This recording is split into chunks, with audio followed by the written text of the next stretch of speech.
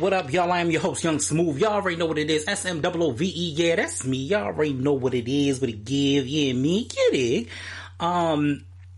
So, I'm gonna get through what's been going on this week because the bottom topic that I have to get through is massively important, and I probably should have wrote it down, but I'm going to kind of go off of heart in the way that I feel about some of this shit, because it's pretty bad. But for the most part, y'all know where y'all can find me. You can find me on YouTube, Spotify, Google Podcasts, Apple Podcasts, Instagram, and X, originally known as Twitter.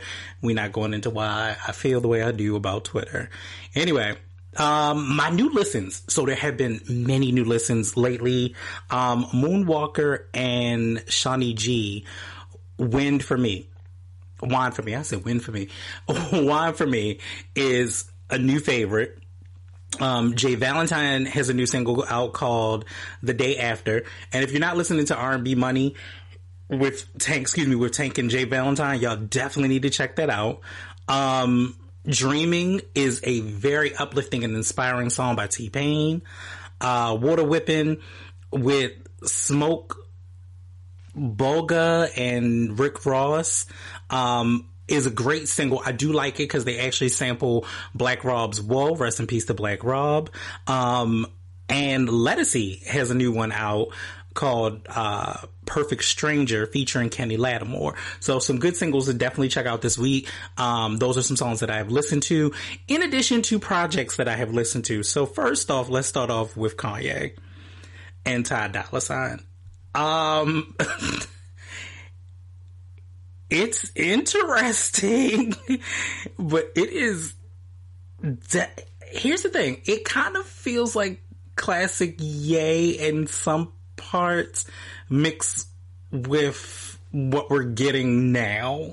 So it's a little weird. Apparently it's supposed to be a project. It's called Vultures 1. So apparently there's supposed to be more that's coming. I'm not ready. This was something that I definitely was not prepared for.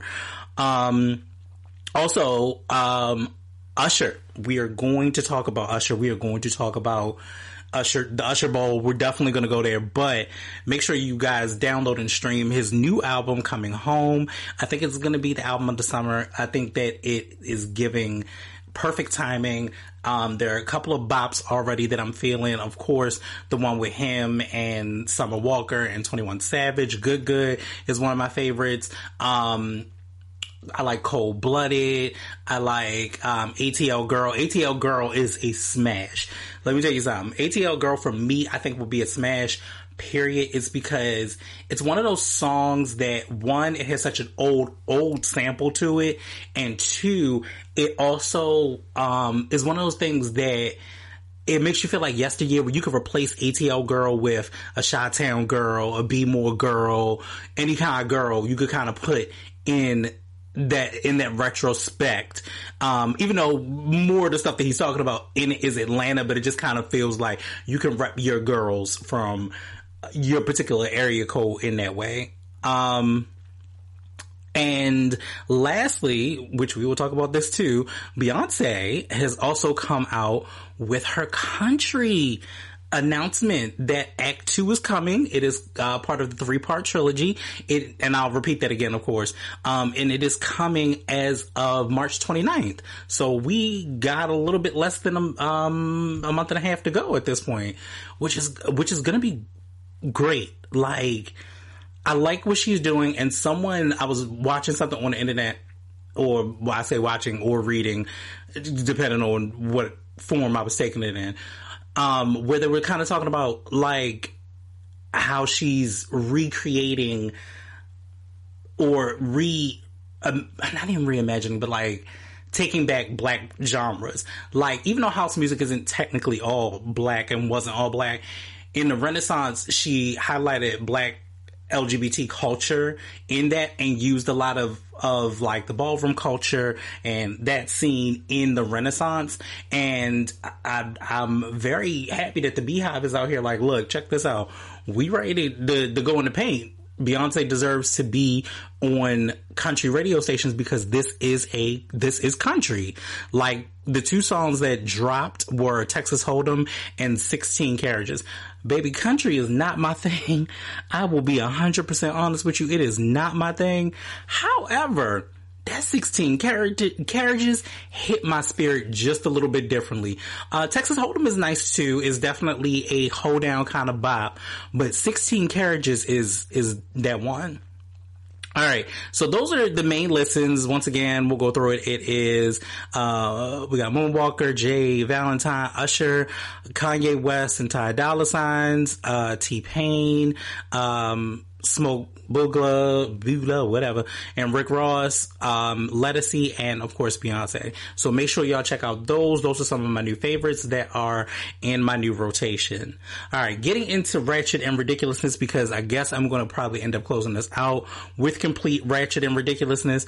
We're going to go into the first thing, which was Kanye West and Ty Dolla Sign's Vultures 1 is here, but unfortunately in the beginning it was not on Spotify. Kanye West and Ty Dolla Sign have finally released the first initial of their joint project. Though is missing from the world's most popular streaming platform. On Friday, February 9th, right around when the duo was having their listening party in New York City, Vulture 1 went on Apple Music, Amazon Music, and Tidal, but not Spotify. As of now, it's unclear why the 16-track package hasn't made its way to the Swedish app. Baby, I'm out here blinging the shit. Okay. This is how I always try to make it a point to turn off my shit, but I forgot. So as of now, it's unclear why the 16-track package hasn't made its way to the Swedish app, and fans don't seem too thrilled about it either. Quote, if Spotify blocks it, doesn't allow Ye to release it on their platform, I'm leaving, quote one person on a Reddit thread, which is probably not great. Spotify states that they have now actually released the track, so the track should be on Spotify as of now, which is great. So I'm not quite sure. Okay, so I'm not quite sure why Spotify didn't, but I also believe I understand why Spotify didn't. And I think that the main reason that they didn't is because this shit get a little messy. If I listen to the whole thing, and if you listen to some of them tracks, it gets a little convoluted in the way in which Kanye talks. It's about like it's overly misogynistic towards women, and I think Kanye gets more of the flack because Ty Dolla Signs is more of the hook than there is, than there is actually Ty Dolla Sign's kind of like rapping in a certain kind of way. So it seems more like a Kanye project. It does seem a little unhinged. It does seem all over the place, and it's like, what are we listening to? Now, I will say there are some songs that kind of are okay. You gotta give credit where credit is due. Spotify not putting it on its platform, I agree with them on that. I agree that they probably had to wait a little bit longer because they want to still have a reputable platform. I believe that everything else dropped it because that's just usually what they do. Spotify is actually becoming a leader, to be honest with you, if you really think about it, in, downloadable content. Like, you can do a little bit of everything on Spotify. Like, I'm on Spotify. you you can get all your podcasts on Spotify. You can get your books on Spotify now. You can get your music on Spotify. You can visually watch your podcast on Spotify as well. So I mean, there's so much that the platform is doing than some of the other platforms. Now, not to say that other platforms don't have that, because Apple Music definitely does. Tidal does as well, if I'm not mistaken. And I'll be honest with y'all, as much as that is such a great platform, I don't know too many people who be like, you know what, I gotta renew my Tidal subscription, surprisingly enough. So as a giant in the in the streaming category, I honestly believe that it's a little bit, it just behooved them to be like, hey, you know what, let me wait a minute, because this is Kanye and I ain't 100% sure. So I definitely see that being a thing. Moving forward, as we talked about earlier, Beyonce announces new album in Super Bowl commercial. The pop star used a Verizon ad to tell fans fresh music was on the way. A country-themed follow-up to Renaissance, which she referred to as Act 2, will arrive on March 29th. Beyonce had 29 credit 2002 album Renaissance was part of a 3-part act, is coming in March, quoted Billboard. The New York Times, after days of speculation and online sleuthing by fans, just another week in the world of fans, Beyonce used her appearance in a Super Bowl commercial on that Sunday to announce that she would be soon releasing new music. In the Verizon ad, if you have not seen it, it ran with Tony Hall about doing something that would break the internet. In the Verizon ad, she goes through many different things that will break the internet. Beyonce having a lemonade stand, Beyonce Eye, a Barbie-like figure calling Barbie, and also her, running for president. She then ends with drop the new music. Before the commercial ends, soon after, Beyonce's website updated with the announcement that the new album identified as Act 2 would be released on March 29th. It appears to be the second part of Beyonce's Renaissance album project, and perhaps one of a country theme, given the sound, look, and new songs Texas Hold'em and 16 Carriages that quickly appeared online. No, did anyone else also notice that she also slightly shaded Nicki just a little bit? I know that I said I wasn't going to say that, but I have to just a little bit. And I say that because when she got into the Barbie thing and they were like, the AI was like, hey, how about Barbie? And she kind of was like, I was like, ooh, is there some tension there? Was that a little bit of a diss? I don't know. In a whole commercial that mad people saw, like, is Beyonce not fucking with Nicki no more? I'm just gonna stir the pot on that. However, I also read a lot of the comments, especially about this. They was like, girl, you couldn't have waited like another 24 hours to drop this announcement. You know what I'm saying? You couldn't have waited and let Usher have his moment. But Beyonce does have a tendency to do that. She definitely has a tendency to, shine on other people's moments. You know what I'm saying? Cause when she said world stop, carry on, she meant that shit. You know what I'm saying? Like, she meant that shit. So she does that quite frequently. However, it was very smart. It was a very big business move. It made financial sense. It was going to elevate the next act. It made sense. The Super Bowl, what a amazing platform to do it, especially if you're not performing it and you're in a commercial and we barely hear you speak or act as it is, but we get a whole minute and 30 seconds some odd commercial with you, and it's like, oh, okay, wait a minute, the girl got chops. Okay, cool. She can still move and groove with it. I do wish that she would have waited just so Usher could have had his moment. But all in all, I am very, very excited for this next act. I actually started kind of before the whole theme of, oh, it might be country, it might be country. I kind of started getting into country music a little bit more because sometimes when you listen to it, it has some amazing stories. It's very heartfelt, you know, despite that. What I don't want in this new journey for her to cross the country, which is fine because you have to think about it. This is a Texas girl. This is a Southern girl. This, you know, so country in its element is in her. What I don't want is them to try to whitewash it, because that seems what some stations have already been doing, where they're like, oh, we won't play it because the artist's original genre is not country, is what they're saying. However, the thought process should be country like anything else, just like we've let many people into our culture, which again, many people will sit here and speculate and say, well, country music in general was a black culture, was from our black culture, which is very true, especially the history of the banjo.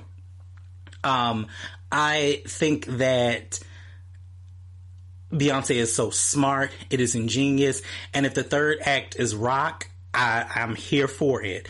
I also believe, and I have a speculation, that these 3 acts, and I've said this from the beginning, and I thought about this, these 3 acts are the retirement acts. And I hate to say it. I'm not saying that this girl is not giving her all, but if you listen to 16 Candles has this level of finality that is just like it's gearing up. Like, you're still going to get a whole project. You may even get we might even get another tour. I would want her not to, because I'm like, hey, sis, you ain't got to prove nothing to nobody. You can have a seat. You know, give it a minute. But we've also have not gotten the visuals either. So I don't know if that means everything's going to drop it all in one time. I'm excited for this ride. I think that even with like Renaissance had to grow on me.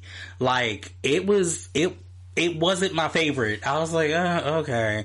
I understood what the magnitude of Renaissance was. I understood that Renaissance was a cultural shift.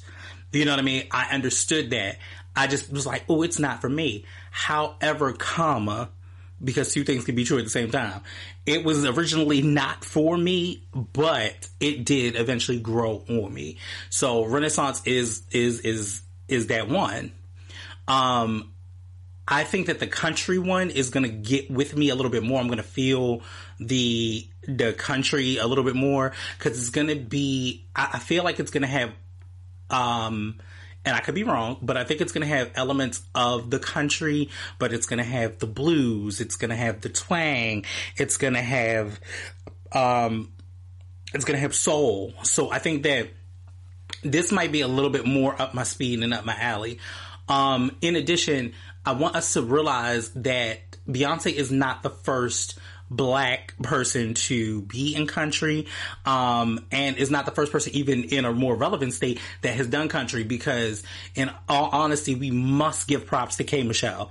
K. Michelle has done country really since the inception of her career. And even with the songs that she does, like, even if you listen to VSOP technically could be a country song.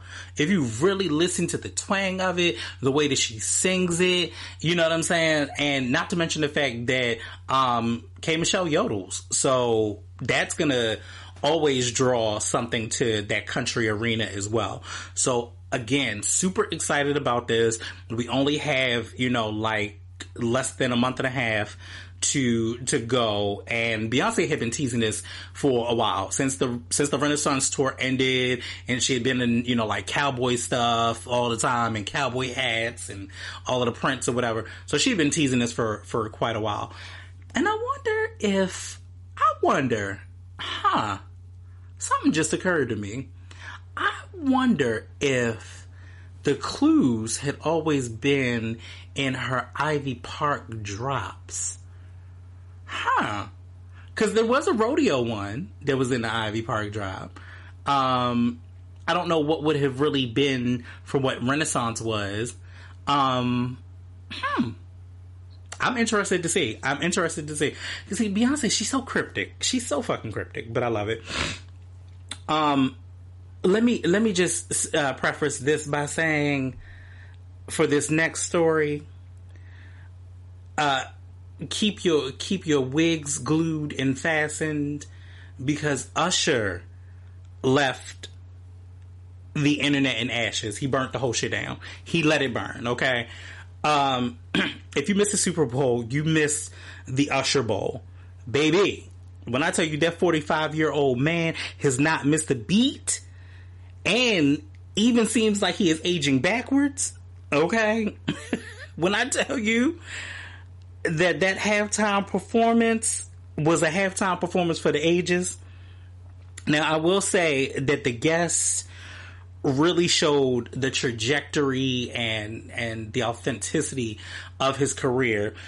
However, somewhere along the line, and I apologize, y'all, because I'm just kind of getting over a cold. So if you kind of hear my voice going in and out, that's kind of what's happening. And you may hear me drink this water, because you know what? That's why I love y'all, because y'all understand. Okay. So, there we go. That's a little bit more moistness. So, yeah, so as we talk about the guest, Alicia Keys, body down, face card would never decline, looks amazing, and she telling y'all you ain't even got to wear no makeup. Now I think she put on a little bit though, but not a lot. You ain't got to put on a whole bunch of makeup. But she looked amazing, gorgeous. Body is still banging like an 808. This is where the shade come in. Ma'am, why you ain't hit the first note of the song that you wrote, or not even that you really wrote, but the song that you perform on a regular basis? Why you ain't hit that first note? And that first note was scratchy as shit. And then if you go back on Apple, I honestly want to say I feel like they fixed it, because I heard that shit the night of. That's why you had to be watching it the night of. And I'm like, I feel like they may have fixed that note. I'm not sure why Jermaine Dupri looked like a penguin, and you tried to play that off that you had Louis Vuitton socks on. Let me tell y'all something. Let me tell y'all Negro something. Just because it costs money don't mean that you need to wear it. Okay? Because that nigga was looking like Professor Oswald Cobblepot from Batman in some shorts. I'm confused. And now I know I understand it was Las Vegas inside, but I'm confused on what the fuck you got on. The shit is killing me. And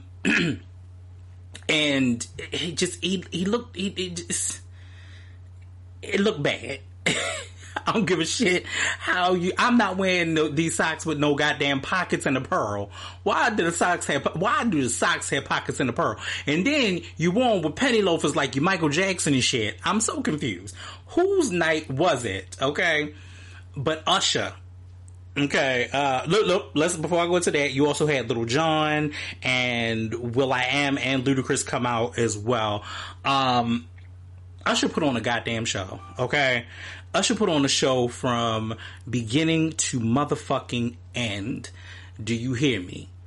I almost thought that and really as he was running through the time, I really almost thought that he was not going to roller skate. And I was like, shit.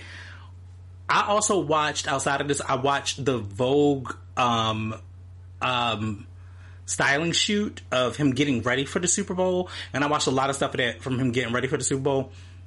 When I tell you, I like the level of confidence in his pieces and the way they addressed it, how they turned pieces that were once feminine and made them masculine, especially like in the beginning with the all white.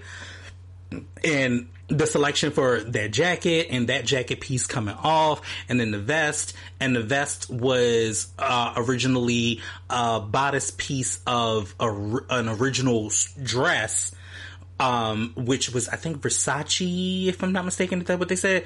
But they also tailored it to be more masculine, and then I think they took away the drip jewels for it, and ended up changing that out. loved the whole idea of, you know, the play on how he does fashion. So I love that. I've watched him, you know, talk about how this within 30 years, you know, like he's culminated all of this, and to have the last 2 years as a Las Vegas residency for him, I think that was awesome. I think that was well planned, and it just made sense. I think that I'm so excited because the Usher concert, Baby, the Usher concert is the next concert that I'm going to. Now, the first one is the Nicki Minaj concert, and I don't give a fuck what nobody say. I am still going. I don't care how unhinged she is right now. She said she started working on it. She's been working on it for quite a while. I want to see what it give. I'm going to treat it like I did Beyonce when I went to the On the Run 2 tour. I did not go to Renaissance. I'm going to, you know, hold off on seeing a whole bunch of things on the internet and make my own view, so you will not get that until April. I won't really talk about that until April. Until after I go. So I am thoroughly excited about Usher is also coming to my city. And then not only that, he's coming to the city not for one day. No. He is coming for two dates. Do you hear me? I am so excited. The last time that I got a chance to see Usher, because I really did want to go to Vegas to see this show, because I heard that this show was just everything. But the last time I went to go see Usher was during the Confessions tour. So for this to be full circle, I think it's going to be great. Because I think that especially when artists have like new albums out, all except for Beyonce, because the Renaissance one was focused. There was a club Renaissance moment. So if you didn't really get into Renaissance, you got kind of lost within that. But there were also, you know, there was a mixture of new and old. So no artist is just going to do all of the new without giving you what you love, because this is what got them there. They want to remind you of why you love them. So you're going to get those things in it. This new album that Usher has is already hitting on all cylinders. Like, I'm loving some of the songs. I'm loving some of the Afrobeat influences, you know, on the song, just the R&B portions of the song. It does lend to a lot of unfaithfulness. I will say that it definitely lends itself to a lot of unfaithfulness, but Usher did his thing, his big one on this album. Now, back to the Super Bowl. When I tell you this man sang, the mic was on, he danced, and he did wardrobe changes. You know, like, he had, oh, and you know what? Shout out to her. I forgot to put that out there. Shout out to her, because her guitar skills were on 1,000. Everybody was on that night. The Super Bowl, like, let me tell you something. I ain't give a shit about the Super Bowl. If the Ravens wasn't in the Super Bowl like they were supposed to be, but that is a whole nother conspiracy for a whole nother day. Look at the colors of the, and watch the NFL's gonna stop doing this now, but look at the colors of what the Super Bowl color is supposed to be. It was coincidental that it happened to be purple and red this year, but it ended up being all red and gold once we got to the Super Bowl. And previous years before that, the colors have also matched the teams that are playing in the Super Bowl. Just saying. However, if I sound bitter, because I am. But like I said, the Ravens were not in it, so at that particular point, nobody gave a fuck. I was there for Usher. It was the best 13 minutes, and it hyped me up about this album. It hyped me up about not only this album but the tour, and just hyped me just in the revising of his career. Like, yo, his career is unmatched. It is unmatched. I won't say, I will always give Beyonce the level of Michael Jackson. That I will give. Beyonce is the Michael Jackson of our time. You know, she's thought-provoking and amazing. in the retrospect on the way in which she does stuff. She does stuff for us. And Michael always did things, and when I say does stuff for us, I mean just in a way of making us think. Like, my top performers in the way of making us think would have to be Beyonce, Michael Jackson, and Prince. Because if you can make me think in your music, it gives me carte blanche to say, you know what, I have to have that. I have to make sure that that's in my repertoire. I need to have it. And I won't say that everything that Beyonce did in the beginning was like that, but especially now with the artistic pieces, once we got to like, self-titled, and now, like, all of that has been a epic movie, and you curated and really thought about Black. And I love that. Now, as far as Usher is concerned, I love that the career has been so solid, and ups, downs, in betweens, even about to get kicked off a goddamn label.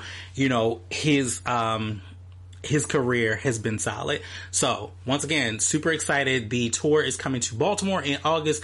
I think there are 2 tour dates with it. I just can't remember what they are offhand, but definitely make sure that you go and get your tickets. I will definitely be here for whatever this country title album is for Beyonce. It was technically the Beyonce Super Bowl commercial and Usher's halftime for me. I ain't give a fuck about the Chiefs. I ain't give a fuck about the 49ers. It wasn't the Ravens. It don't matter. So moving on, in my final topic may cover and actually kind of cut the whole show, cause I just felt like I had to get it off my chest, because it's one of those moments where you got to sit up in your goddamn seat. Okay. So if anybody is not aware, I am from Baltimore. I'm from Baltimore. I'm from Baltimore, Maryland. And we have some just phenomenal talent that's coming out here. First of all, before I go into this, shout out to Just Hilarious. Congratulations on getting that spot at the Breakfast Club. You deserve it. And I think that you're going to flip some things on its edge. I like Jess because I feel like, and I hope that with this next topic that Jess never falls into this. I hope that you give your son, I think his name was it Ashton? I think it's Ashton. Is it Ashton? I think so. And we're going to call him Ash because I don't want to mispronounce your son's name. I hope that you give him all the love that he deserves.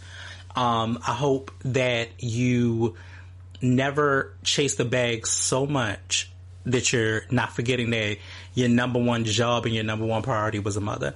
And I don't believe that would be the case, because we've seen in the trajectory of your career that it was never like that. So that leads me to my topic. My topic is Monique.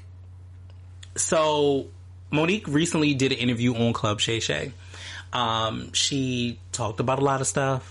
She also talked about stuff that we are well aware of and we've heard 101 times. But yeah, she did once again touch on the Tyler Perry and Monique and, you know, the reconciling with Lee Daniels. She also shouted out T.S. Madison. Also shout out to T.S. Madison. I can't wait to see Les Maisons. So I'm a big T.S. Madison fan. Yes, I am. I love me some T.S. Madison. That motherfucker she is hilarious. She is hilarious. So that's my girl. I watch T.S. Madison. And yes, these things have happened. You have reconciled with Lee Daniels. You still have issues with Oprah and Tyler Perry, and that they lied on your career. They cost you hella money. All of these things are true. This is very, very true. This is not something that is not for wasn't for public consumption. This is fine. I wanted to even get on here to originally backtrack, because if you look back into some other episodes in like 2018 and 2019 and even 2020 or whatever, when we were kind of talking about Monique, and Monique had been a hot topic and had touched on it for quite a while, we were very much so like, Mo, why don't you just take this money and da da da da and be quiet? So when her stance was originally on the money, I understood. I didn't understand. I actually fell into the original trap of, why don't you just take the money and just be quiet, and it's more money than anybody else will see in their lifetime. All of those things are also true. However, people have to grow. And with that, I want to apologize, even whether she ever hears this or not. I would like to apologize to Monique for not standing in the gap and saying, you know what, sister, you right. You're absolutely 100% right. They do need to pay you what you're worth. If you are a legend, then you should be getting what the legends are making. This is 100% correct. Yeah, I'm cracking my knuckles because I'm on my shit. Then fast forward, somewhere in this interview, she also speaks about her children. She speaks about her 4 children. Now, there's a level of misconstrued about misinformation somewhere about how many children she has, or her and Sydney have together, which Sydney, for those who don't know, is her manager, aka daddy. That shit is disgusting me, and we're gonna get to it. So she also goes on and kind of talks about her estranged relationship with her son, and she's talking about the oldest son, Shalon. Okay, cool. I remember her talking about Shalon before. I remember her talking about Shalon in one of the stand-ups. I actually still have that stand-up on DVD. You know what I'm saying to you? So I'm like, all right, cool. That's what's up. You just trying to mend the fences with him. You know, your relationship with him is estranged. This, that, and the third. Cool. Your manager, daddy, husband, Sydney, gets online with you and kind of really dismisses this child as not being his child, or, stating that they only have 3 children, and kind of almost implementing that you're leaving the other child on the wayside, which is the oldest child. I don't particularly care for that. And every time I want to fight and ride with Monique, it be shit like this that I have a problem with. I have a major problem with this, especially when I come from a blended family. You know what I'm saying? Not by choice, not by design. It just kind of is what it is. Niggas was out here. I get that. Okay. And things don't always work. And it is what it is. You know what I'm saying to you? However, I don't know if, and I'm choosing my words wisely because I don't want to initially jump out there like that. But I don't know how much Sydney is doing for her career. We sit back and you want to paint this narrative of, oh, look at Monique, and she got a black man that's doing well by her, and he's standing beside her, and this, that, and the third when others didn't. Understandable. I get that. But when does that not become almost like the Florence Nightingale syndrome, where you're in love with technically your abuser? So Sydney may not physically abuse her. Sydney may not, quote unquote, emotionally abuse her. But he does it in a verbal way that if you really listen to what he says, you would be like, you're gaslighting the shit out of us. You do it to us, and then you allow her to just simmer with it. It's like, for those that don't know, I'm gonna let this play, because this joint is at 1.9 million, and it's crazy. And this is Shalon's first response, and it's about 10 minutes long, of what he said. And I'll break through with that with any commentary as we go through it as well. Hi, I am Shalon. I am a stand-up comedian, Monique's oldest son. I guess I felt the need to make this video to just provide some context into this false narrative about her praying to the universe in order to reconcile our relationship or whatever the hell it is. I wrote it all down so that way I don't go all over the place and get emotional or anything like that. So I'm gonna talk like I'm reading a script, but it's just gonna help me kind of stay together. But to address the Club Shay Shay interview that she did, where she states that she prays to the universe in regards to reconciling our relationship, as I stated, is odd. My mother and I both know that that is a very false narrative, and I would like to free her of having to continue telling that lie.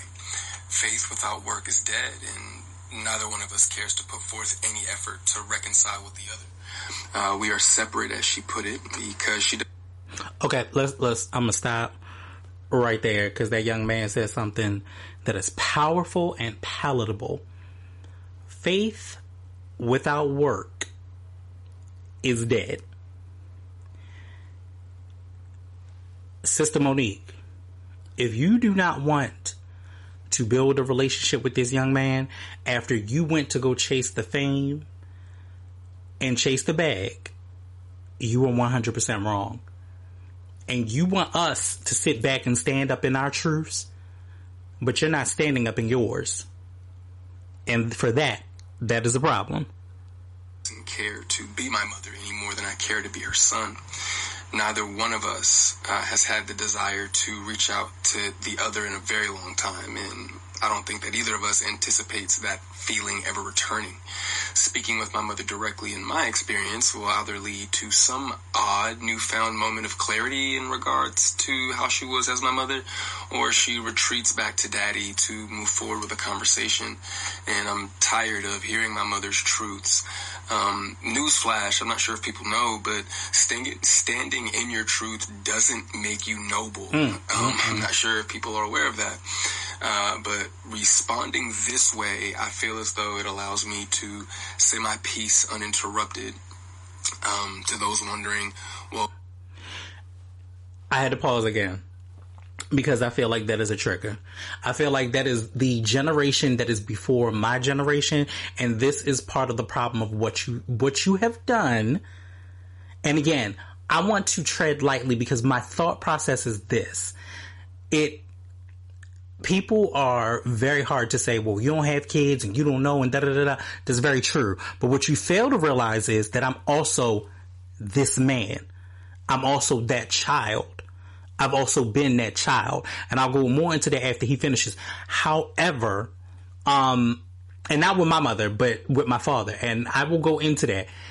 However, it's very triggered for a lot of us who have had parents or have watched our cousins, our brothers and sisters go through it where one portion of your life wasn't quite what you wanted, but now you had this child and you put it in the middle and you got all this trauma and you fucking bring your trauma to your child. But then when they get the balls to speak about it, oh, they being ungrateful, they this, that, and the third. And Shalon's going to touch more on that. I'm going to let Shalon speak. Why say something now? Call it a form of therapy for me, I suppose. But when her daddy had intentionally stated that they have 3 sons, but his wife is on the internet talking about the 4th son in a video that has millions of views, that rubbed me the wrong way. Mm-hmm. But anyway, to inform... So, real quick, so you talked about 3 sons when in the technicality, so Sydney's online talking about 3 sons. She goes on Club Shay Shay and talks about 4 because Shalon is her son. That is very true. But you can't keep whitewashing this narrative when it's convenient for you. Child that you are not interested in being a mother at a time when that kid is the only kid that has the potential to lead a child to believe that you are not interested in them specifically. But to take it a step further, you also admit, my mother had also admitted to me that she didn't do the best job that she could do, which would also make one begin to question, all of your past decisions and prior emotional interactions. But to be completely honest and fair, those were things that I was willing to get over. Nobody's perfect. We're all human. But my mother showed a clear lack of humility, compassion, and consideration when taking any level of accountability for those things. My mother does a fantastic job of acknowledging a lot of things, but she doesn't take accountability very well, and anything that she may take true accountability for, it's only at her convenience, in my experience. But if I had to guess, though, her interest in being a mother probably started around the time that she married her daddy and had his children. But that... Let's pause that right there for a quick second, because that's the thing. Let me say this. That is the most incestual shit I've ever heard in my motherfucking life. That shit. Let me tell you something. And he's going to say it in the second one, which I'm going to play as well, because I still have a lot of thoughts and I want to end it with something that happened to me and how that reconciles with everything. How disgusting is it? And again, I ain't just throwing shade on Monique to throw shade on Monique, but how fucking disgusting is it to say that this man raised you? I want people to understand that when you come to any relationship, you need to be as fully developed as you are personally, because all you are doing with this person at this particular point is trauma bonding. And Sydney plays and placates you on that trauma and allows it. And here's the thing, brother, because you use big, sophisticated words and you speak slowly, I just want to let you know something that don't make you educated, okay? That makes you a manipulator. And there's a big difference. You understand what I'm saying to you? And Monique, this dual multiple personality situation that you have, and this is why I call it that, because on stage it's very much so, tell Lee Daniels, Oprah Winfrey, fuck that apology, they could suck my dick. All of that. But then when you around daddy, you demure and all of that. Bitch, who are you really? That's what I have a problem with. Don't sit here. And here's the thing. I don't think Shalon purposefully meant for it to be a trigger for everyone. But I'm not going to lie when I say that the brother touched a nerve. And I respect him for that. Because due to anything else, what he is saying to you is, mother, don't leave me as a shadow in all of your shit and then trot me out when it's convenient. You know what I'm saying to you? Because now it's the convenience of, after D.L. Hughley has said something, now you have a convenience that you now want to decide to say, there's 4, but I'm estranged from a 1. Yeah, because he already put your business out there. Continue. Interests, obviously seemed one-sided, and as it should have been.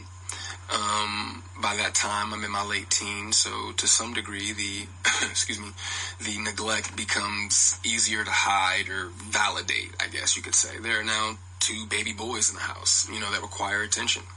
But still, during that time, however, I still watched her enjoy the love and admiration of total strangers more than my own. To this very day, my mother has never expressed to me when, if ever, she became interested in me as her son. That did lead me down a path of questioning my self-worth and struggling to understand the value of a mother in a child's life.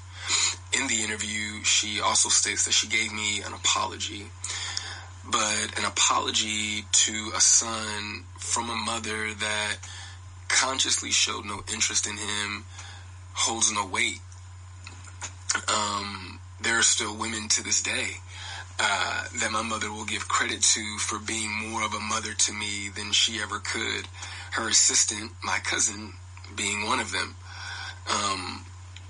Every time, though, that my mother would state that she was right here whenever I was ready, that ideology still blows my mind today, that a person could openly admit to being okay, I had to go through the pause one more time. Hold on 1 second, y'all. I'm gonna take this sip because that's an important part.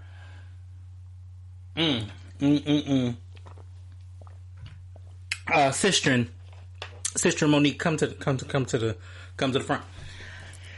How dare you? How dare you? Let me tell you something. When shit ain't right, and I'm gonna go over my family dynamic after he finishes this, but when shit ain't right in my family, my mother, my father, and my stepmother, and what would have been my stepfather, God rest his soul, all will pull me up and pull me to the side first, and even allow me to speak my piece in order for me to be the fully fledged adult that I am. I ain't saying that all four people that I have mentioned ain't got some shit with them. But what I will say is that they have shown consistent love, and that as an adult, they have, I won't say that they have never, because this is going to be a part that I do need to talk about, but they have always pulled to the forefront and said, hey, what's up? Do we need to talk? What's going on? You know what I'm saying to you? And I'm going to explain a little bit about that a little bit further too, because I have to get into that, because this is where his trauma triggered me as well, and I understand him 100%. Interested, not put my best foot forward type of parent, and be so self-centered that they still express to the kid, you have to come to me when you're ready. You got to come to me for us to make this right. Okay. Why would that even be the case? Why should a child is being raised and reared up in the way of the parent. How should a child have to come to you to make something right when they didn't ask to be here? What are we talking about?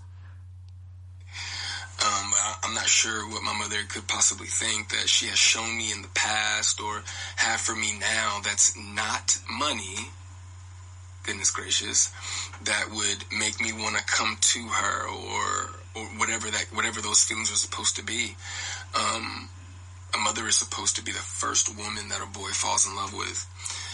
And vice versa for a daughter. Very much. But my mother loved things more than she loved me, and she would validate her love for me by giving me things, and would proceed to call me ungrateful or inconsiderate if said things did not have the desired effect. I couldn't imagine what it's like to be her, though, to ask God for what you want, and then he gives you what you need, though, only for you to ignore it and have the audacity to ask God for something else. And I'm glad I don't. I'm glad I didn't do that. And when he told you no, you went to the universe instead. By no means, though, do I want to give off any type of an impression that I am a victim of anything. That is not the case. As you can see, I'm smiling from ear to ear. And he is alive. I'm happy. I'm a dad. I'm healthy, I think. I drink a lot of water. I'm getting over a cold now. I still have my days just like everybody else. And, there were a few things that she did teach me along the way. I did learn how not to love from my mother. I also learned to make sure that I never lose so much of who I am that I have to validate it through another person. And though I feel as though, in hindsight, I think. And you know what, that part right there, I'm sorry, I had to stop one more time. That part right there is actually massively important. I remember saying to my mother, and I believe this wholeheartedly, I said, Mommy, thank you so much for teaching me how to love and how to be loved. And her response to that was, she said, you know what, but that's always been in you. And I said, damn, but you recognize that. And so my mother, even from the times where I there'll be times where I feel like, oh, you don't see me. I know my mama see me. And that's all anybody wants. I remember when DMX died, and I said if you go back on one of the interviews, I said to Trigger that a boy searches for his mother's love and his father's approval. And this boy is telling you that he ain't getting the love.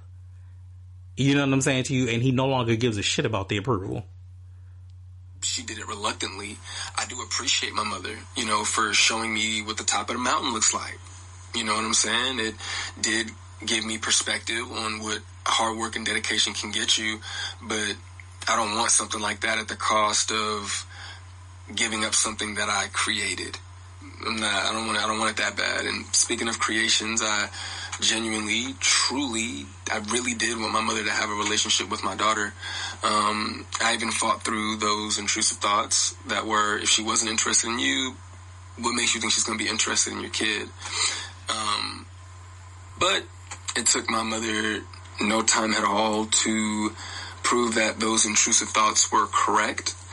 But what I can say, good for her, the universe did, bless her with three other sons, and God willing, I'm sure that all three of them are adults now. So I'm sure that one of them, God willing, if not all three of them, will make her the grandmother that she wants to be. I still look forward, to that moment for her. But overall, when it comes to the boys, though, I am happy that whenever they do hear me talk, sorry, my phone did something weird, but whenever they hear me talk, they don't know what it is. They can't relate to what it is that I'm saying. My experience with my mother is not their experience. Okay, and I want to touch on that. I believe that wholeheartedly. And this is why I think that Shalon is not fabricating just for the sake of fabricating. I feel as though he is tired of, Shalon, I'm speaking for you, and brother, I know you have spoke so eloquently that I can't even imagine.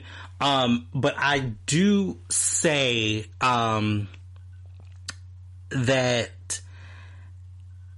is what we do get.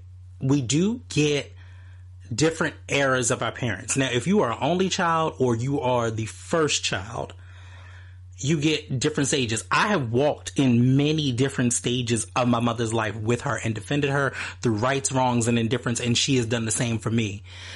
I see where that is the thing that the other boys would not get the Monique that he got. You know what I'm saying? And we all change and we all grow and things happen. But if at the core he is still feeling abandoned, you as a mother, it is your job, it is your duty, it's your sacred bond to make that right. So I agree that yes, the other three boys may be getting a different Monique than Shalon ever got. And I can attest to that. With our mother. So my prayer for her and them is that they continue to see her the way that they see her now. I do also want to make sure that I say thank you to my mother for giving me life. Without that moment in time, I wouldn't have had my little one. But outside of that moment, there isn't anything that either of us has to offer the other.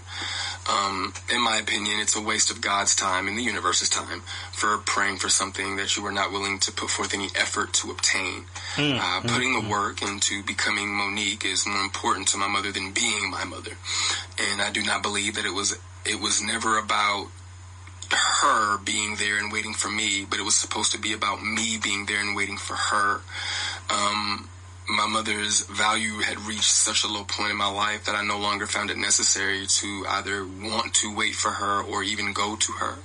But like I said, man, I'm super grateful that she has the opportunity to do it all over again. I'm happy for her. I hope the Cat Williams tour goes well, but the narrative that she prays for us to reconcile is a false narrative. It's not real, not appreciated if she stopped saying stuff like that.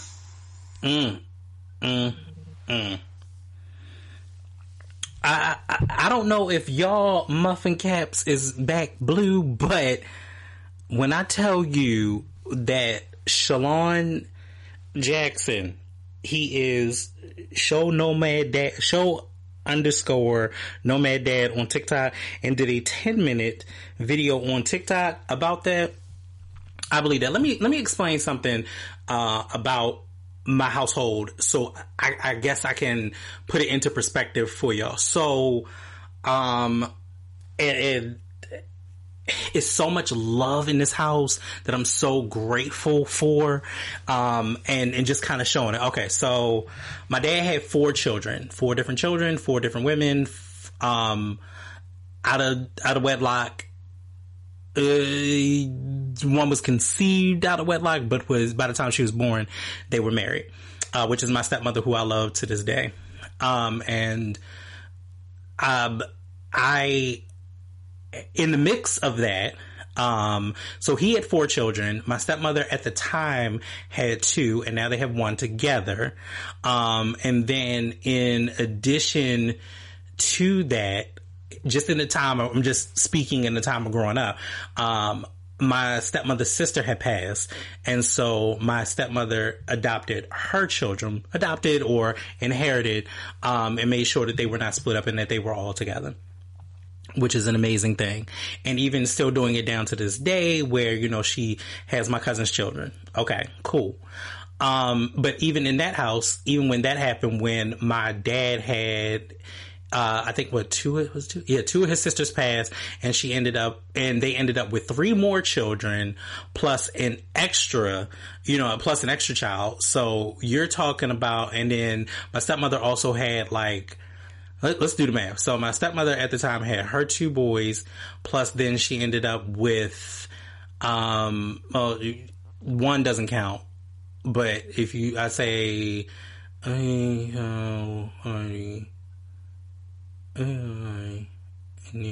so 4 out of her 5 children, because one was a little bit more adult at the time. So you're talking about 7 there.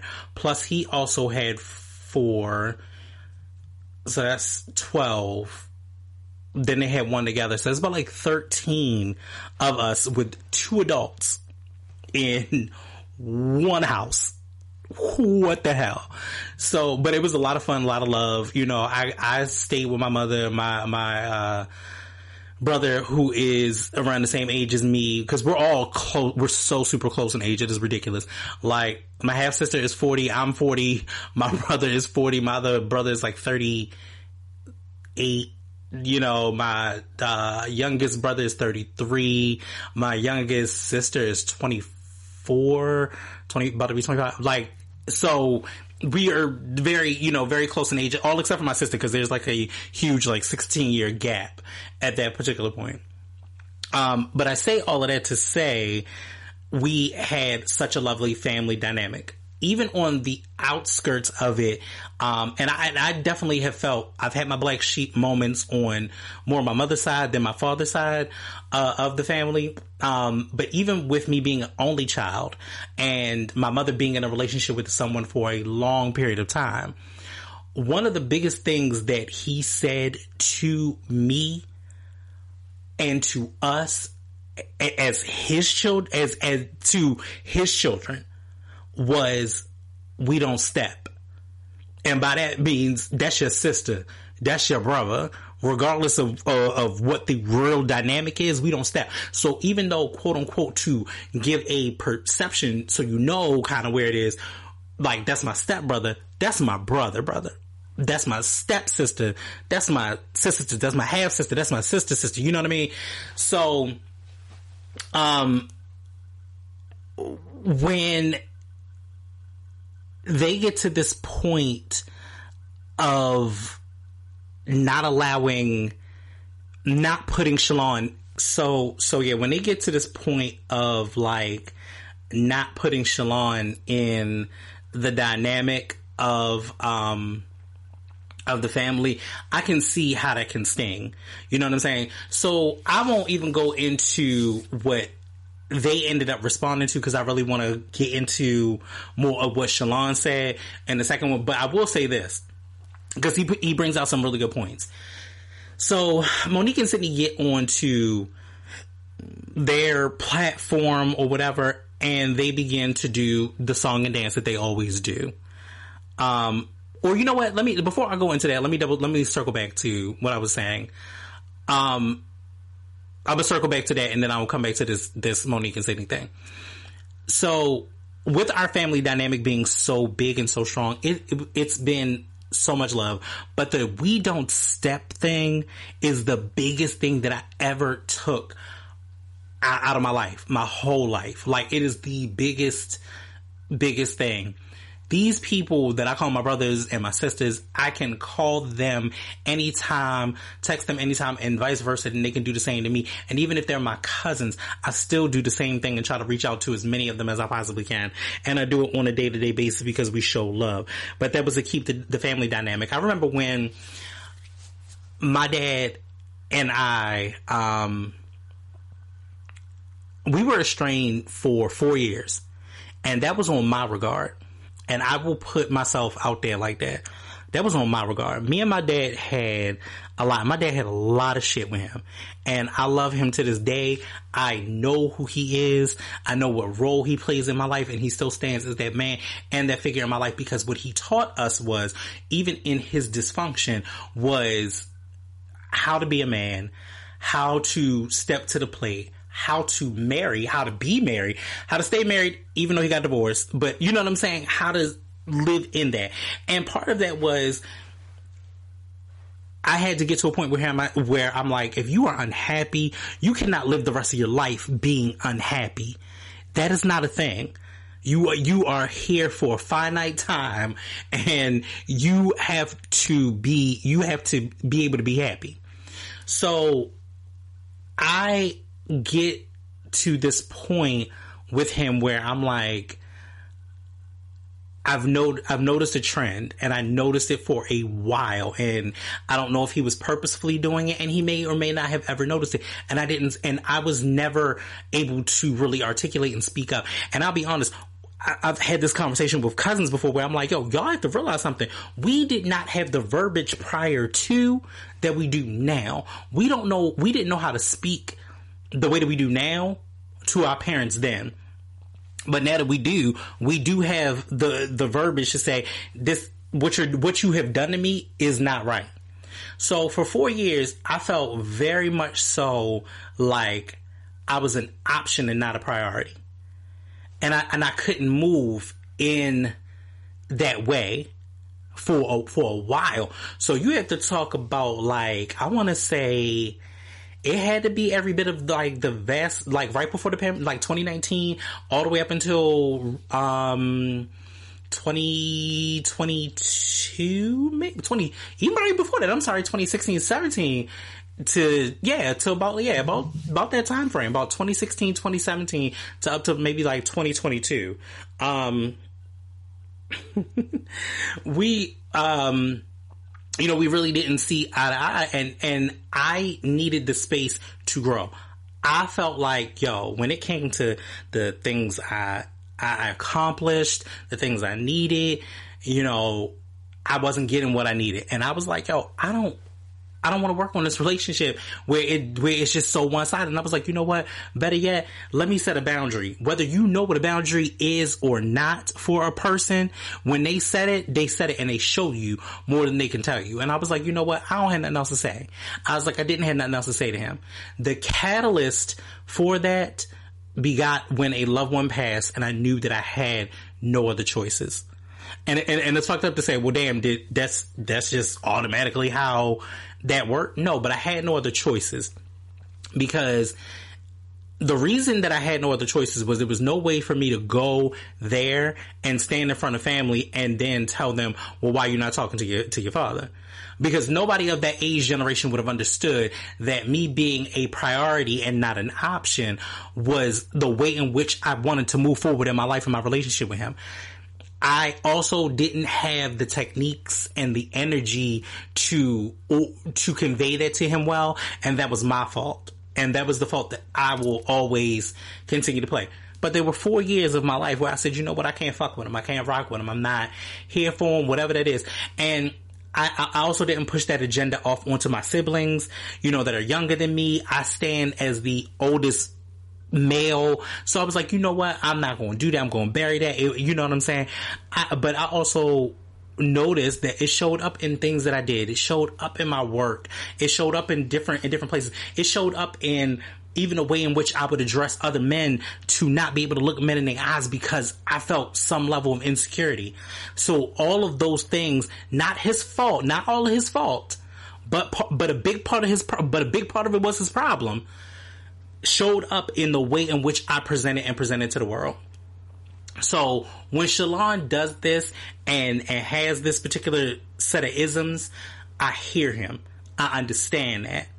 I too am that in a certain kind of way felt like that child for a moment. You know what I'm saying? But to get past it, my father and I did have to have a conversation. And in that conversation, in a part of it where I'm still being Troy and I'm being a Leo and I'm like, fuck this.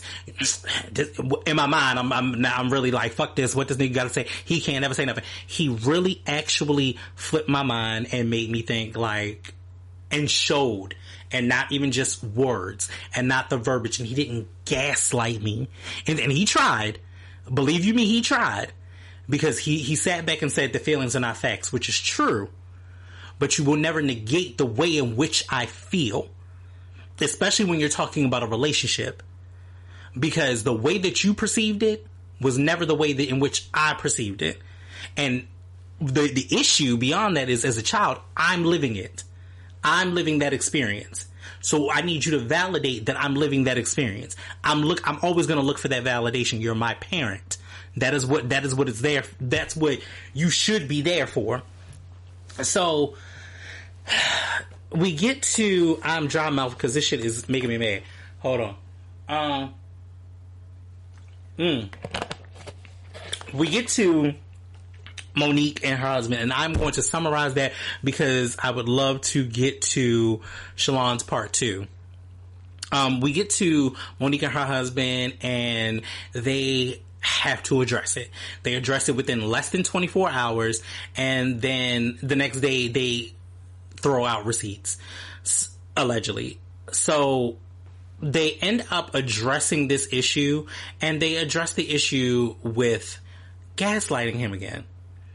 And on top of that, they not only address the issue with gaslighting him, they go ahead and talk about the one thing that he talked about that we just heard. Money. This is one thing for sure and two things for certain. As my name stands as it is, this is the reason that I would never ask anyone to do anything, anywhere, anytime for me like that. And that is a hard pill to swallow, because at some point you do need people to do things for you, or you do need help. But this becomes the black parent that I have an issue with when you hold shit above your child's head, regardless of their age. And Sydney did most of the talking in that goddamn sit down, because they feel as though they always have to sit down with the black community. Let me tell y'all something. This is a real shit that I honestly 100% believe. Every goddamn person that talks to you in a certain kind of way is not a representative or a delegate for the black community. It is not. It is not. Black is an experience. Every black don't look the same. Your story is not my story. Okay? I don't understand why we need to rally around, because see, here's the thing. What Monique wants you to do is rally around when her money ain't right. What Monique wants you to do is to make Shalon out to be the villain, because this is what it sounds like. What Monique wants you to do is have respectability politics, but has none when it comes to what she does on that motherfucking stage. Make it make sense. So, I literally just had to go back, and I felt like I need to have, I didn't know that I needed this until today. Today's Valentine's Day. I'm working. I didn't know I needed this until today. However, Shalon came back, and he don't sound the same. I just want to point that out there. So I'm gonna let Shalon speak about it. I'm just gonna get straight to it. Hi, I'm Shalon. So, I find it unique that my video was in response to my mother and not her husband, but yet he still had the most to say, which isn't uncommon. I also find it unfortunate that my mother does not seem to speak on her own. The only two worlds that I know where daddy is used is for children speaking with their fathers and women acknowledging their pimps. Oh, wow. Her husband starts off by literally doing the very thing that I said that they would do, which honestly kind of made me feel as though their response was ironic because they validate my original video. Either A, she has some newfound moment of clarity, or I'm gonna stop him right there, because as you can tell, this brother done went off. He said, I don't give a fuck. Y'all did exactly what I thought you would do. And worse. And his cold is gone. Oh, glory. The cold is gone. Jesus. B, she retreats back to daddy. In her retreat back to him, though, he does not acknowledge what I did say, but instead begins to create a new narrative of things that I did not say, which negates the effects of a response video. The two of you essentially created a new video rather than actually respond to what was actually said. You also brought up my father. My father, though, is not doing interviews talking about me. In quick regards to the 3 sons comment, under the context in which your husband was speaking, by your rationale, Ma, he should have easily had no problem saying 4 sons, especially since you say he knew me before I knew me. The two of you can sometimes come off as seekers of weak levels of empathy from others while at the same time sidestepping any accountability that one may need to take. To attempt to address what I said to another man while also trying to make your wife victim number 1 has nothing to do with you. My father did not need you to speak for him. You're her daddy, not his. My mother has been speaking on our relationship for years, so to imply that only one side of a story was told when there are several articles and interviews throughout the internet discussing my strained relationship with her, filled with quotes from your wife speaking directly about me while also providing vague context and downplaying the impact of an uninterested mother. I am 33 years old and have had ample opportunity to go to the media and tell some BS story. I'm gonna stop him right there, real quick. That was another thing that pissed me off. Sydney Hicks, don't nobody give a shit. Don't nobody give a flying fuck turd that you helped this boy to get a car. Let me explain something to you, okay? Black people, if knowledge is power, knowledge is knowledge. If you have the knowledge to be able to hustle or negotiate to get a car, that's what you do. I have worked in the car industry before. I have done it. I can still do it. I can do it with my motherfucking eyes closed, and I did it for 2 years. And the game ain't motherfucking changed. Now, the money a little higher, but the game ain't changed. So, Sydney, you did nothing of a real caliber. And other than y'all giving him quote-unquote $10,000 for the money, and he'll discuss that in a moment. Here's the thing. You gave. And it was, and $10,000 didn't hurt your pockets when you were already getting deals from after the fact. You're now getting deals from motherfucking Netflix. So the pocket for $10,000 was a drop in the bucket. And nobody is saying that he's just gunning after the money for it, but you held the money over his motherfucking head and along with his age. And he gonna talk more about it, but I'm upset and I can't fuck with it. It's too bad. For a BS amount of money, but instead I am on TikTok expressing my feelings for free. If the two of them were paying attention, I literally explained in my first video why I am responding using TikTok. And I should not have to repeat myself. My mother also states there are some people that are saying, oh, you should be ashamed of your mothering skills. You should be ashamed of yourself. This is what I say. And he wrote that shit down. Let's let it play out. Because the same ones that were saying, oh, I was crazy, I was deranged, we watched it play out. So just like with my son, we're going to watch this play out. First of all, who the hell is we if it ain't you and I reconciling our relationship? Who the hell is we if it is not you and I that are going to reconcile the relationship? Who is we? Who is we, people? This is the same woman that told y'all that wearing the bonnet in the airport is tacky. But now you don't give a fuck about respectability politics. Okay. relationship. Second of all, it's power in a word. Nobody is playing, but I can understand why you would use that word specifically.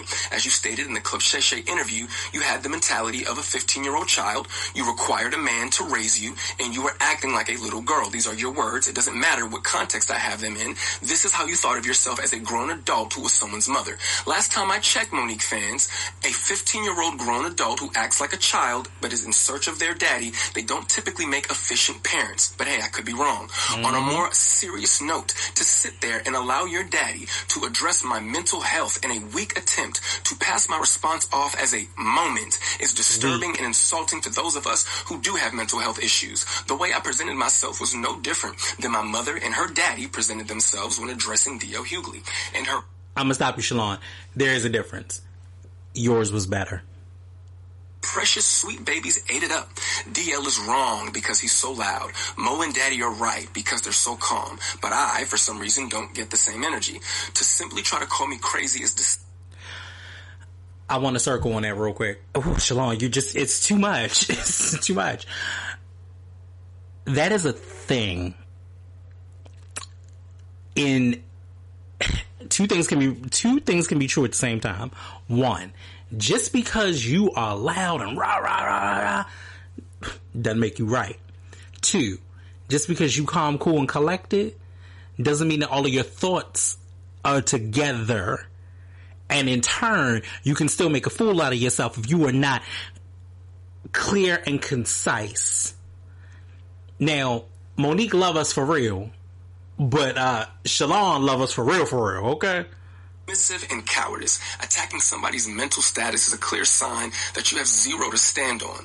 Furthermore, what kind of person still has a text message from their wife's son that is over 2 years old still in their phone saved just for the purpose of re-showing it to him? What I specifically remember about that message is that at the end of it, you said something along the lines of, if you don't respond, I understand. I could care less about what your message was about, but for you to say in the message, if you don't respond, I understand, why was it then that when you and I did speak, after that message was sent, the first question out of your mouth is, hey man, how come you didn't respond to my text message? I found that to be very unique. Because you were planning to use the text message to gaslight him if he got out of line, which is exactly what happened, and that's exactly what you did.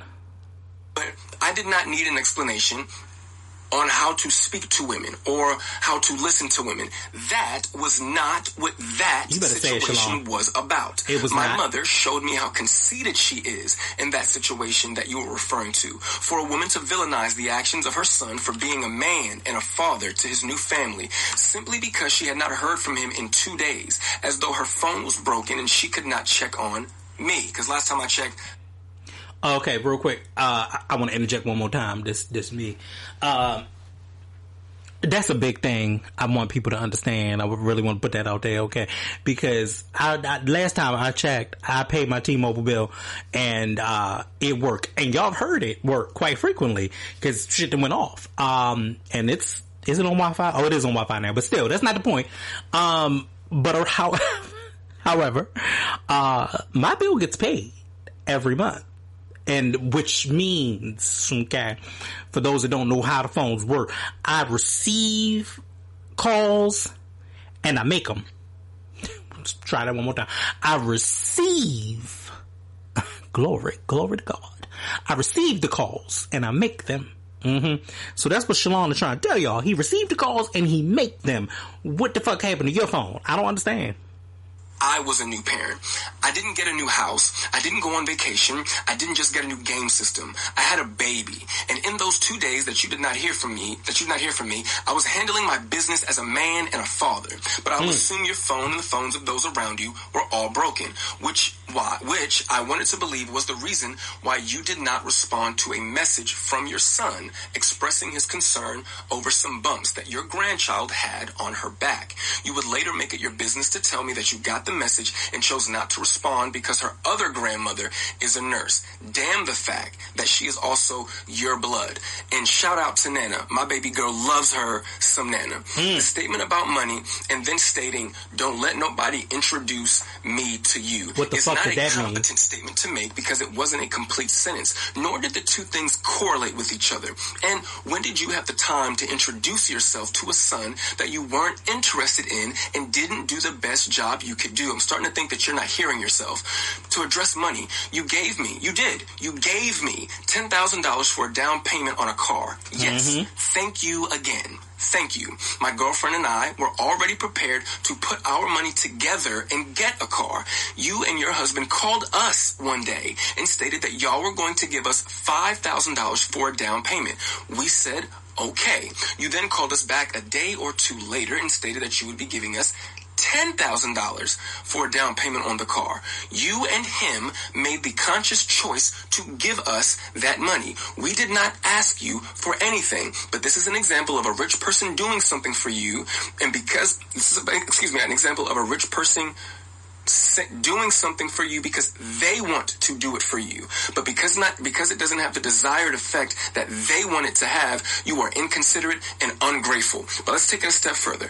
I eventually would uncover that my mother had left me a UTMA worth $45,000. You never brought that account to my attention. You claim it was because you forgot that you even set it up in the first place, which validates my original point.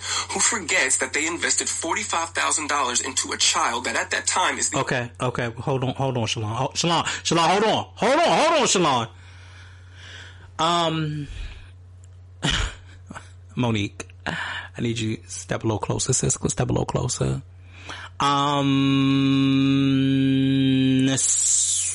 So, how do you conveniently forget that you have an account for your son for $45,000, but you sat on Beyonce's internet and bitched and complained about them not paying you enough? And this is not about digging into her pocket, but here's the thing. If you understood what the legends were getting, and you understood what money is and what it looks like, and you had something for your son, now all of a sudden you don't have no recollection, and what he says next breaks my motherfucking heart.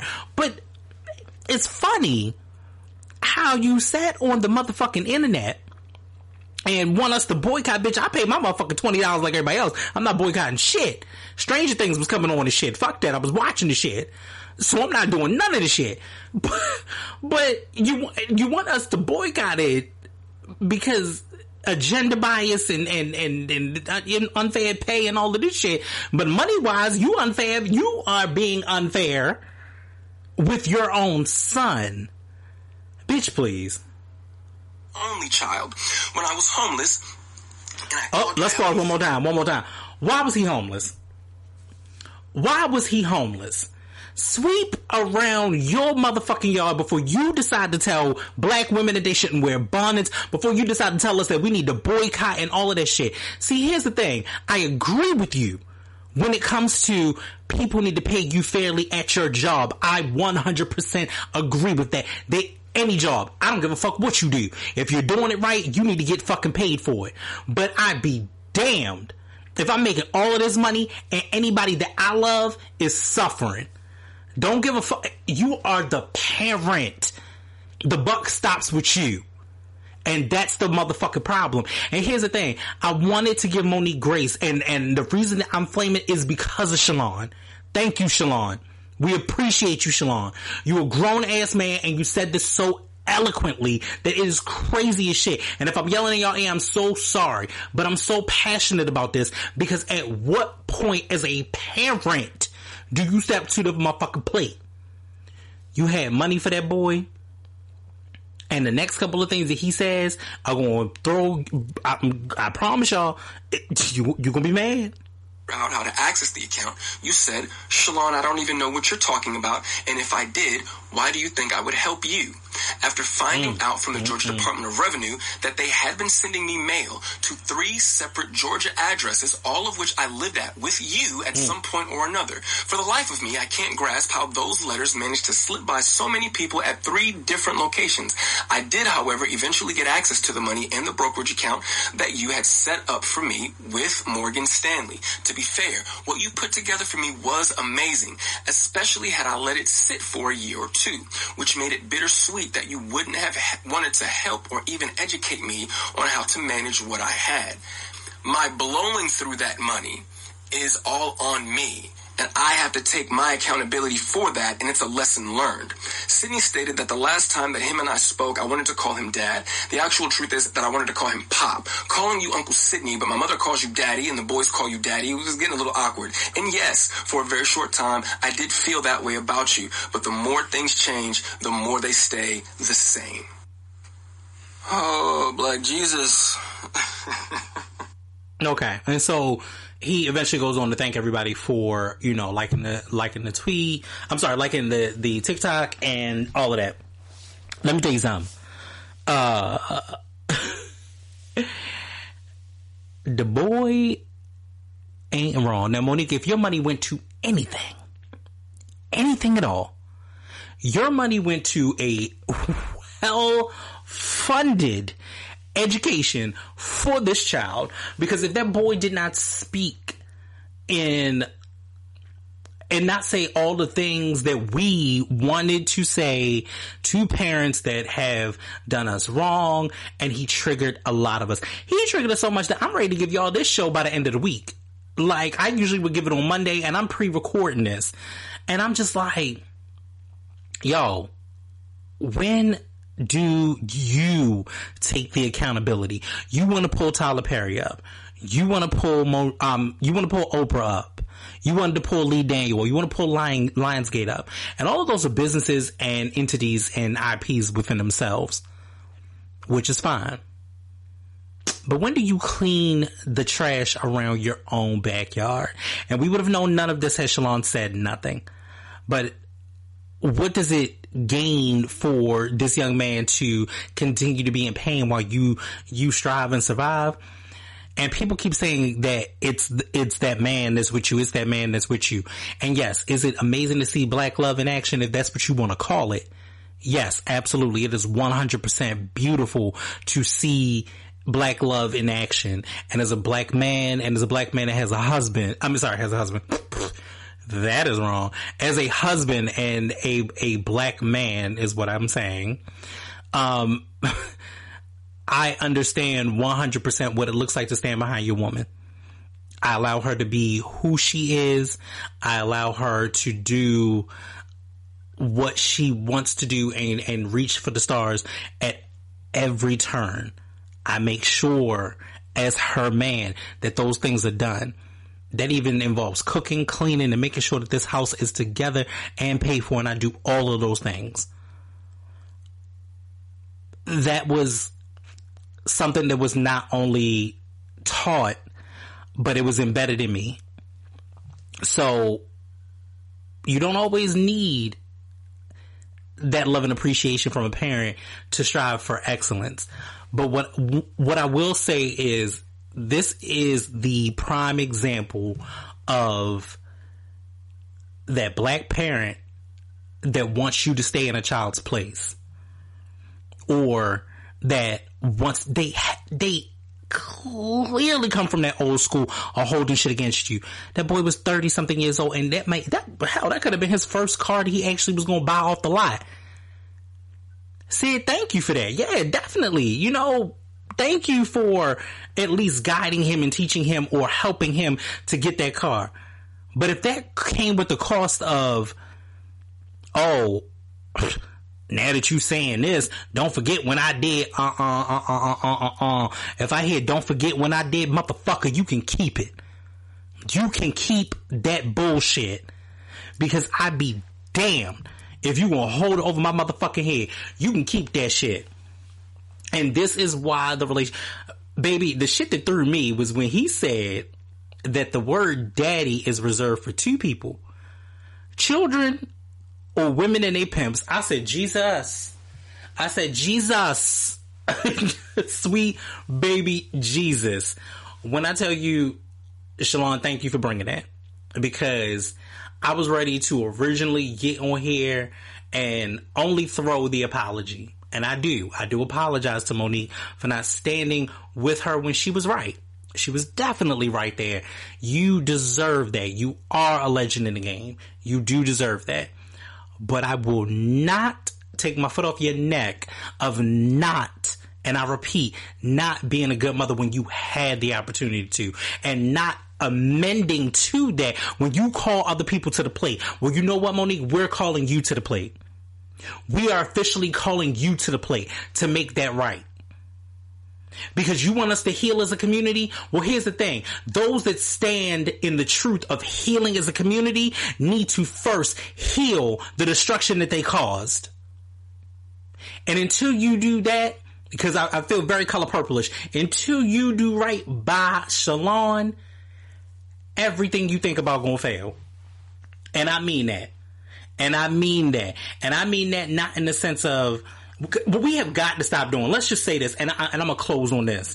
What we have got to stop doing is holding these people to a motherfucking pedestal that they can never really touch, because it's your pedestal that you're holding them on. They can't really touch that motherfucking pedestal. They cannot reach it. And the reason being for that is because they are human, and they are humans, and they are going to make mistakes. Abso-goddamn-lutely. Your parents will grow. And this is why, even as hard as I went on Monique right now, I do even want to extend grace. I do want to even extend grace, because I understand what forgiveness looks like. I understand what it looks like to be forgiven. And I understand that y'all come from a different generation where you just didn't know.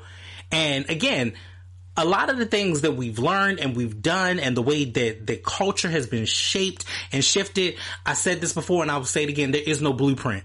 There is no blueprint. We do follow structures from other people, but there is no blueprint on how to make it authentically your own. I think Monique did the best that she could with what she knew, but because you now know better, you do now need to do better. And you need to now, because y'all, not just Shalon, because Shalon brought it to the forefront, because he's like, yo, stop acting like I'm not here. And that was the main gist. You need to watch his videos and analyze it the way that you analyze and break everything else. Because here's the thing. There's one thing about somebody that tells the truth, and they tell you the truth, and they leave their truth on the floor. But to continuously bring that truth up every time that you talk to them, baby, something in the milk ain't clean. Something in the milk is not motherfucking clean. I've said my piece. At least I think I have. I thank you guys so much for listening. I love y'all. Make sure y'all like, share, and subscribe. I believe that I do have to put the last episode up, and this new episode will come up by Monday. If just in case I want to add something else to it, I don't know yet, but I think that's pretty much it. Shout outs to brother Shalon Jackson. Again, make sure y'all follow him at show_nomad dad. Just get that brother some love and support, because again, like he said, he could have had 1,000,001 times to sell you out for 1,000,001 stories for $1,000,001, but he didn't do it. And all he is saying is that if you gonna put his name in some shit, stand in it. Stand in what really, really happened. As for me, I will be coming back to YouTube and doing the live sooner or later. I'm just working on getting some other things in my life situated. I'm very happy and excited to be back. I'm very thankful for all of the comments in different platforms. You guys can always engage with me. I really hope that this one becomes a topic that you want to engage with. I do have a lot of thoughts and theories and feelings on it. But in retrospect, I love y'all. I really, really appreciate y'all. Y'all know where y'all can find me, on all of your social media platforms, all of the things. And I think that's about it. But yeah, don't forget, fear, false evidence. Well, not that false evidence, because that's some bullshit. But false evidence appearing real. It's only real in your mind if you just leave it in your mind. You know what? I don't know if that one applies to this one because it's a little off. But anyway, I appreciate y'all and I love y'all. And I'm not gonna say I love you for real because that's some bullshit. But peace.